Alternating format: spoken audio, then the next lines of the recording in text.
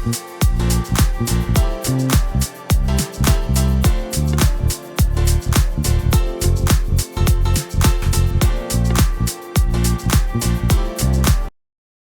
Britain के counter points पे पहला वीडियो आपने ज़रूर देखा होगा।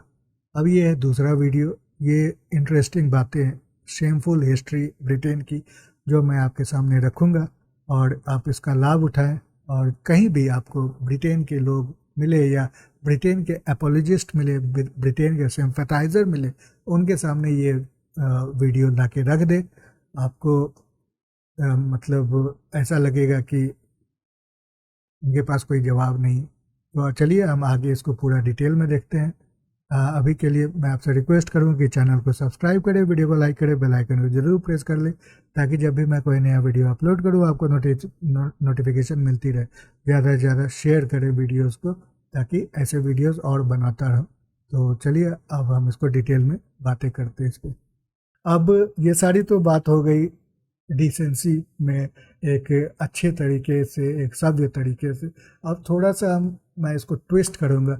ब्रिटेन को अगर आपको सही में लात मारना है तो ये बात ज़रूर उन्हें बताएं।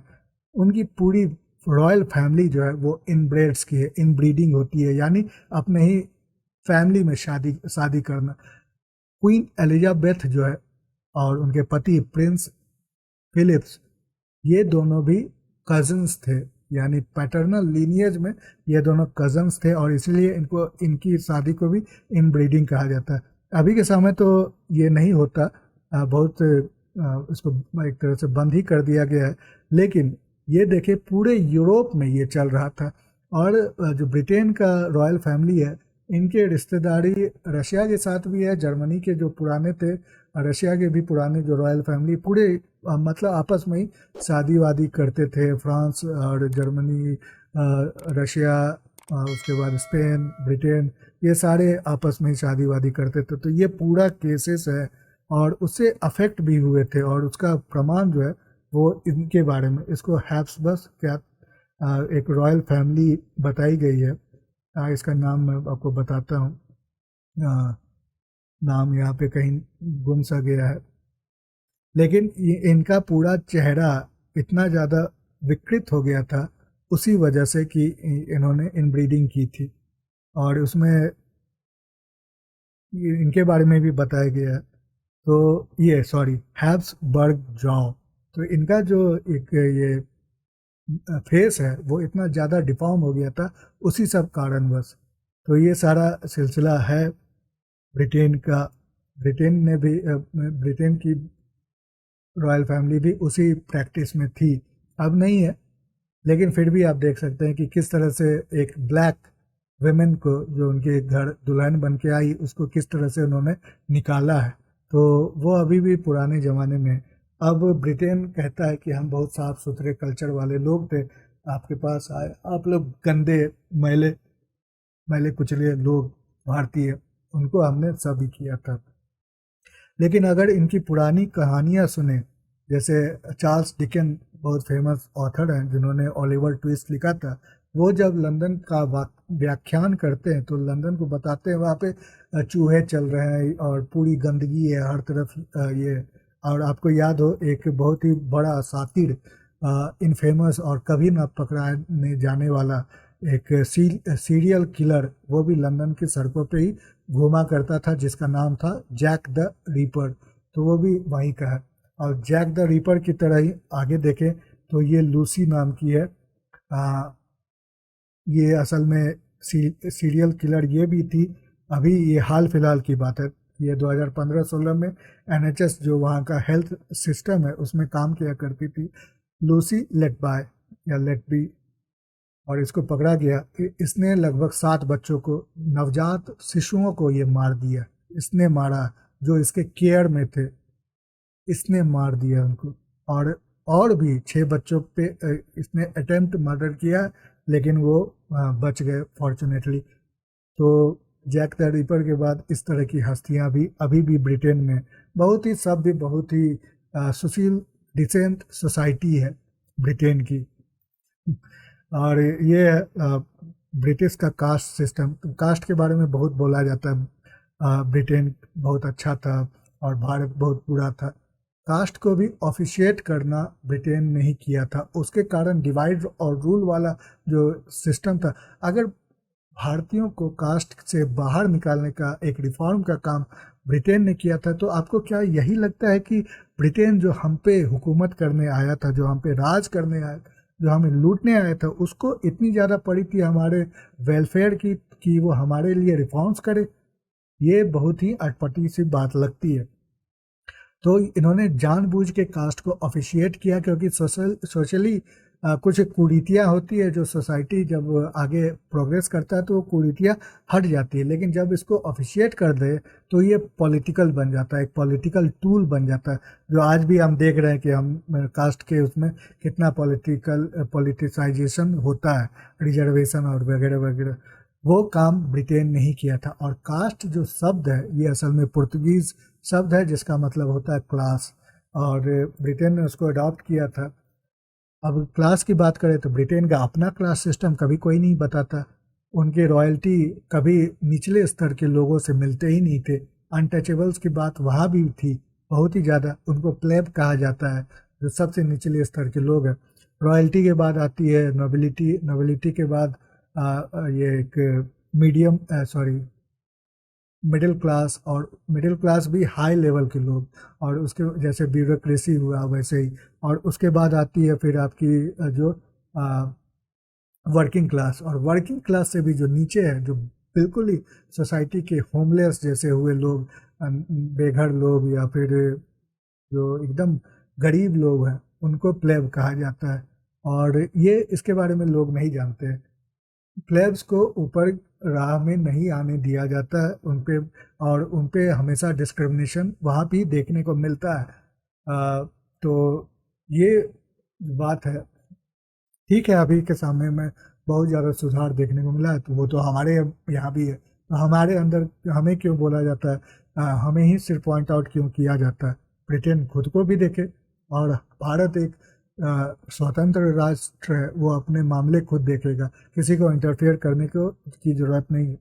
अब और आगे देखें, कास्ट के बारे में अगर और आपको जानना है तो ये मैं रिकमेंड करूँगा, चिट्टी sorry the festival of Bharat एक यूट्यूब चैनल है, the excommunication of Brahmins, how Britain post Hindu and how Europe stole Hindus idea. तो बहुत ही अच्छा डिटेल्ड में 1.5 घंटे का ये वीडियो है, लगभग 1.5 घंटे का। तो आप यहाँ पे ज़रूर इसको देखें, मैं इसका जो लिंक है वो डिस्क्रिप्शन में डालूंगा और आप देखेंगे।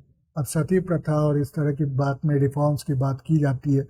जब ब्रिटेन की हिस्ट्री की बात करें, मैं बता दूं, ये उस समय की बात है जब ये अपने आप को सभ्य मानते थे और भारतीयों को ये सभ्य करने आए थे। उस समय ये जो है इनका राजा, वो विचक्राफ्ट विश्वास करता था, डायनों को ये मार रहा था। इसने लॉ बनाया था और लगभग 17वीं शताब्दी तक वो लॉ कायम रहा था। और जो महिलाएं थे उनको विचक्राफ्ट के एक्यूजेशन में मार दिया जाता था। और मारने का तरीका क्या था, तो उनको पानी में डुबोया जाता था, अगर वो तैर गई तो वो विच है, अगर नहीं तैरी तो वो नॉर्मल ह्यूमन है। लेकिन जब वो डूब जाती थी तो मर ही जाती थी, तो कोई इसमें तीसरा ऑप्शन बचता ही नहीं था। ये हुआ था। अपने आप को बहुत ही जो ऊपर रखने वाले अंग्रेज हैं, इनकी अपनी डीएनए इतनी बार तब्दील हुई है, और ये दूसरे को बताते हैं कि हम तो प्योर ब्लड है। इनकी डीएनए को चेंज करने वाले कौन कौन लोग हैं, तो सेंट्रल एशिया से एक यमयाना या यमायन कुछ एक ट्राइब है, जो मैं अभी नाम ठीक से नहीं याद रख रहा। उन वो बता रहे हैं कि उनके बहुत ही स्ट्रांग जो पुरुष हैं, उन्होंने ब्रिटेन के सभी जो यूरोप के सभी मर्दों को मार दिया था, और वहाँ के जो महिलाएं हैं उनके साथ उन्होंने शादियां कर ली थी, तो वो उनके बच्चे अभी भी हैं। दूसरा, जब चेंज हुआ था तो मंगोल आने के बाद चेंज हुआ था, उससे पहले रोमन्स आए थे, उससे पहले जो है एंग्लो सेक्सन्स आए थे। यामियान के बाद एंग्लो सेक्सन जो ट्राइब था वो आया था जर्मनी से। तो ब्रिटेन की अपनी जो लैंग्वेज है इंग्लिश, वो असल में जर्मन ट्राइब एंग्लो सैक्सन से आई है। उनकी ओरिजिनल लैंग्वेज केल्टिक गेलिक थी। तो अभी आप जानते होंगे कि आयरिश या आयरलैंड की जुबान गेलिक है और केल्टिक स्कॉटलैंड में भी बोला जाता है, लेकिन ब्रिटेन फिर डीएनए तो बार बार चेंज होते ही रहते हैं। उसके अलावा भी और भी फिर मंगोल आए। अभी देख रहे हैं 21st सेंचुरी में अरब्स वहाँ पे इन्वेट कर रहे हैं, अफ्रीकन्स वहाँ पे इन्वेट कर रहे हैं और एशियन अमेरिकन जो है सॉरी एशियंस जो है वो भी इन्वेट कर रहे हैं, साउथ एशियन खासकर। तो ये इन्वेड तो शब्द है जो वो लोग यूज़ करते हैं, आप ही उनको इनवाइट कर रहे हैं तो फिर इन्वेट क्यों नहीं करेंगे। अब आप कहेंगे तो हम तो बहुत प्रॉस्पेरस है इसलिए लोग आना चाहते हैं, तो प्रॉस्पेरिटी उन्हीं के पैसों के उन्हीं के एंसेस्टर्स के पैसों पे आपने बनाई है, तो वो तो अपना हक मांगने जरूर आएंगे, आना भी चाहिए, इसमें कोई दो राय नहीं है। और आपको ज़रूरत है तभी आने दे रहे, नहीं तो आप आने देंगे। इम्पेरियल ग्रेट ब्रिटेन आज इस मुकाम पे है कि उनके पास लोग नहीं है काम करने को, या उनके ये अब भारत आ जाते हैं 21st सेंचुरी में। तो एड की बात तो मैंने कर ली। अब ये भारत को यूके की ज़रूरत नहीं है, बल्कि यूके को भारत की ज़रूरत है। और वो एफटीए नरेंद्र मोदी के साथ अभी भी वो नरेंद्र मोदी की सरकार के साथ वो डील करने की कोशिश कर रहे हैं, नेगोशिएट करने की कोशिश कर रहे हैं कि उनके साथ ट्रेड डील हो जाए, लेकिन भारत सरकार अभी भी आनाकानी कर रही है, उनको इतनी ज़्यादा इम्पोर्टेंस दे नहीं रही है। अब जहाँ तक डिपेंडेंसी की बात की तो हम बताते हैं कि किस तरह से भारतीय कंपनियां ब्रिटेन में जॉब्स क्रिएट कर रही है उनके लिए। नॉर्टन मोटरसाइकिल, बीएसए मोटरसाइकिल, ये किसी ज़माने में दुनिया का सबसे बड़ा मोटरसाइकिल ग्रुप हुआ करता था, लेकिन अब वो डूब चुका है। उसको उठाने के लिए टीवीएस नॉर्टन को खरीदा और महिंद्रा बीएसए को खरीद चुकी है। उसके बाद टाटा का जेएलआर के साथ आपको पता ही है। इसके साथ ही आप देखें तो जो नमक और ईस्ट इंडिया कंपनी का एक समय बहुत ज़्यादा नाम हुआ करता था, उस ईस्ट इंडिया कंपनी को ही खरीदने वाले, यानी इस नाम को खरीदने वाले वो भी भारतीय हो गए हैं, जिनका नाम है संजीव मेहता। तो वो जो ब्रिटेन की लीगेसी है वो भी उनके पास नहीं रही। और उसके साथ ही अगर अमीरों की बात की जाए तो ब्रिटेन के सबसे अमीर जो लोग हैं उनमें सबसे टॉप नाम है गोपी हिंदुजा एंड फैमिली। तो हिंदुजा फैमिली ये अशोक लेलैंड के मालिक है, आपको पता ही होगा, वो ट्रक और बसेस बनाते हैं। उनकी कुल संपत्ति 35 बिलियन पाउंड है, जो कि वहाँ के रॉयल फैमिली से भी ज़्यादा है। छठे नंबर पे भी एक भारतीय है जिनका नाम है लक्ष्मी मित्तल एंड फैमिली, उनकी संपत्ति 16 बिलियन पाउंड है। तो टॉप 10 में भी 2 भारतीय हैं। तो और उसके बाद आप देख सकते हैं ऋषि सुनक जो वहाँ के प्राइम मिनिस्टर हैं। तो भारत में तो अपना लोहा मनवाना था, उन्होंने मनवा लिया। आप चाहे आप बिफड़े, चाहे कुछ भी करें, चाहे अपने 2.3 बिलियन वापस लौटा ले, उसे आप ही को प्रॉब्लम होगी, क्योंकि आपके पास इन्वेस्टमेंट के लिए और मार्केट कोई बच नहीं रहा। चाइना आपको इन्वेस्टमेंट करने नहीं देगा, यूएस तो खुद भी दूसरे देशों में इन्वेस्ट कर रहा है, तो इसीलिए आपके पास और उपाय है नहीं। अब थोड़ा सा ब्रिटेन की जो एक इम्पेरियल माइंडसेट के सबूत और भी हैं, जैसे कि केओस ओवर चैगोस। तो एक चैगोस आर्किपेलागो है जहाँ पे ये एक डिएगो गार्सिया नाम का आइलैंड ग्रुप है। तो इस पे ब्रिटेन ने कब्जा जमाया है। ये मालदीव्स और मॉरिशस के बीच में आता है, यानी इंडियन ओशियन के बीच में आता है। और अगर आप देखें ये इंडियन ओशियन का मैप है और यहाँ पे भारतीय महाद्वीप आपको दिख रहा है, उपमहाद्वीप। और ये जो आइलैंड चेन है इसी को चैगोस आइलैंड कहा जाता है, चैगोस आर्किपेलागो। और यहाँ पे ऊपर जो है वो मालदीव आता है और नीचे जो है वो मॉरिशस आता है। तो ये रियूनियन आइलैंड जो है वो फ्रांस ने इस पे कब्जा जमाया है, उस पर भी मॉरिशस अपना हक मांग रहा है। अब ये ब्रिटेन की जो टेरिटरी है वो है डिएगो गार्सिया, इसको दिया गया है अमेरिका को। यहाँ पे आप देख सकते हैं अमेरिका का एयरफोर्स का ये बेस है, अमेरिकन एयरफोर्स का वहाँ पे। तो ब्रिटेन इस पे कब्जा जमाए हुए है। इसका मकसद यही है कि इंडियन ओशन पे कंट्रोल करने का। उसके अलावा भी अर्जेंटीना वो ब्रिटेन से उनके साथ टसल चल रही है काफ़ी सालों से, और वो है फॉकलैंड आइलैंड के ऊपर। तो फॉकलैंड आइलैंड कहाँ है वो आप देखें, अगर साउथ अमेरिका की तरफ जाते हैं तो ये साउथ अमेरिका है, और यहाँ पे आपको अर्जेंटीना मिल जाएगा। ये है अर्जेंटीना, और फॉकलैंड आइलैंड जो है ये पूरा अर्जेंटीना ही है। ये है फॉकलैंड आइलैंड। इस पे अर्जेंटीना अपना अधिकार मानता है, लेकिन ब्रिटेन इस पे कब्जा जमाए हुए है। फॉकलैंड आइलैंड वॉर भी हुई थी, और अर्जेंटीना अभी भी नहीं भूला है। और उसका अभी एक प्रमुख उदाहरण के तौर पे एलसीए के रूप में, अगर जब भारत और अर्जेंटीना के बीच में नेगोशिएशंस चल रही थी, तो उन्होंने एक कंडीशन रखी थी कि एलसीए तेजस में एक भी पार्ट पुर्जा ब्रिटेन का नहीं होगा। तो ये इतने ज़्यादा सेंसिटिव है फॉकलैंड आइलैंड के मामले में। लेकिन ये कोई नहीं बताता। ब्रिटेन वाले भले कश्मीर पे बार बार चिल्लाते रहेंगे, लेकिन ये नहीं बताएंगे कि वो उन्होंने जो अपना अधिकार जमाया हुआ है वो कब देंगे वापस। और ये सारी तो बातें हैं ही। उसके अलावा भी ब्रिटेन सबसे बड़ा, अगर कहें तो, एक विलन है ह्यूमन हिस्ट्री में। मैं कहूँ तो लोग तो हिटलर को बताते हैं, हिटलर तो पापी था ही, बहुत ज़्यादा उसने जो है पाप किए थे। 60 लाख ज्यूज को मरवाए थे। साथ में वर्ल्ड वॉर 2 भी उसके कारण ही हुआ था, जिसमें कई करोड़ लोग मारे गए थे।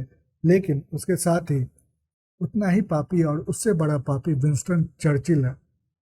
लेकिन उसको तो लोग सेलिब्रेट करते हैं, उसको तो बहुत ज़्यादा लोग तालियां बजाते हैं उसके ऊपर। उसके अंदर 40 लाख भारतीय अपने जान से हाथ धो बैठे थे, बस इसीलिए कि उनके पास खाना नहीं था। खाना ब्रिटेन वाले लूट के यहाँ से ले गए थे। अब जब उनको खबर गई विंस्टन चर्चिल के पास, लोग कहने आए, तो विंस्टन चर्चिल कहता है कि these are beastly people worshipping beastly gods, इसीलिए इनका मरना कोई फर्क नहीं पड़ता है, और ये रैबिट के तरह पैदा पैदा करते हैं बच्चे। ये उसका कथन था।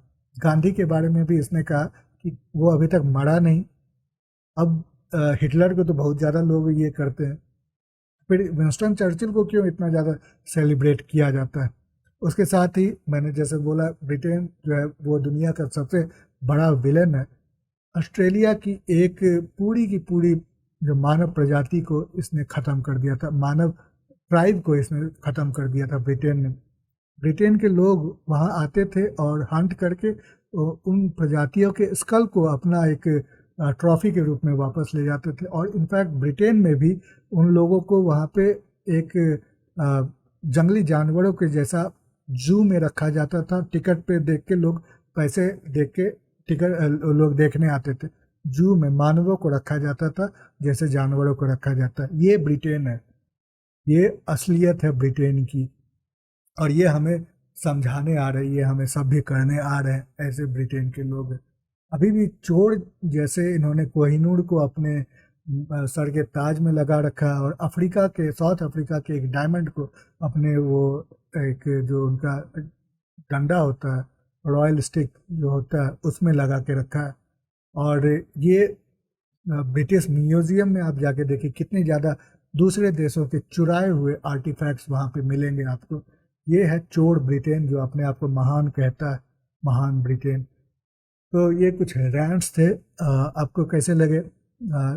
आपके पास कुछ और इन्फॉर्मेशन है तो ज़रूर शेयर करें, या फिर आपने कुछ नया सीखा है तो वो भी मुझे बताएं। अभी के लिए इतना ही।